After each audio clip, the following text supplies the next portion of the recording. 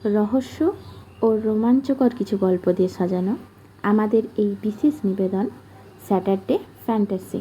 আজ আপনাদের শোনাতে চলেছি শরৎচন্দ্র চট্টোপাধ্যায়ের লেখা ছোট গল্প লালুর প্রথম পর্ব। চলো শুরু করা যাক। ছেলেবেলায় আমার এক বন্ধু ছিল, তার নাম ছিল লালু। অর্ধ শতাব্দী পূর্বে, অর্থাৎ সে এতকাল পূর্বে যে তোমরা ঠিক মতো ধারণা করতে পারবে না।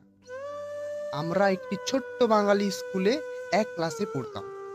আমাদের বয়স তখন ছিল 10-11। মানুষকে ভয় দেখাবার শব্দ জব্দ করার কত কৌশলী যে তার মাথায় ছিল তার ঠিকানা নেই।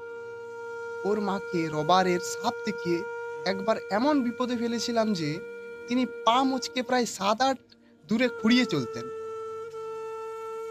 তিনি রাগ করে বললেন ওর একজন মাস্টার ঠিক করে দিতে। সন্ধেবেলা এসে পড়াতে বসবেন, ও আর উপদ্রব করবার সময় পাবে না। শুনে লালুর বাবা বললেন, নিজের চেষ্টায় অনেক দুঃখ করে লেখাপড়া করেছি, এখন আমি বড় উকিল। ইচ্ছে ছিল ছেলেও যেন তেমনি করে বিদ্যা লাভ করে, কিন্তু শর্ত হলো এই যে যেবার লালু ক্লাসের পরীক্ষায় প্রথম না হতে পারবে তখন থেকেই থাকবে ওর বাড়ি পড়ানোর টিউটার।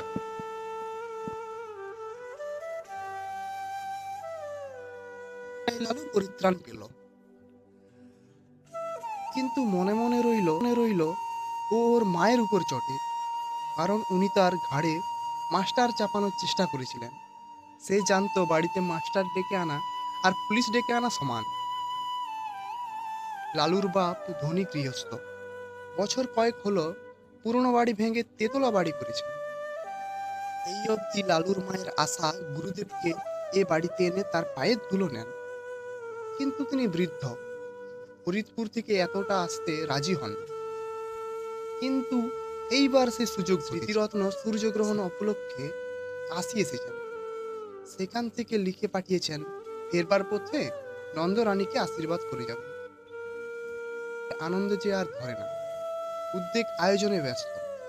এতদিনে মনস্কামনা সিদ্ধ হবে, গুরুদেবের পায়ের ধুলো পড়বে, বাড়িটা পবিত্র হয়ে যাবে। আজ আপনারা শুনলেন শরৎচন্দ্র চট্টোপাধ্যায়ের লালু প্রথম পর্ব। গল্প পাঠে অমিত মায়ের চরিত্রে, আমি রিয়া বাবার চরিত্রে কৃষ্ণেন্দু। পরের সপ্তাহে শনিবার ঠিক বিকেল 4টায় অন্তিম পর্ব নিয়ে হাজির হব। দেখবেন, লাইক, শেয়ার অ্যান্ড সাবস্ক্রাইব।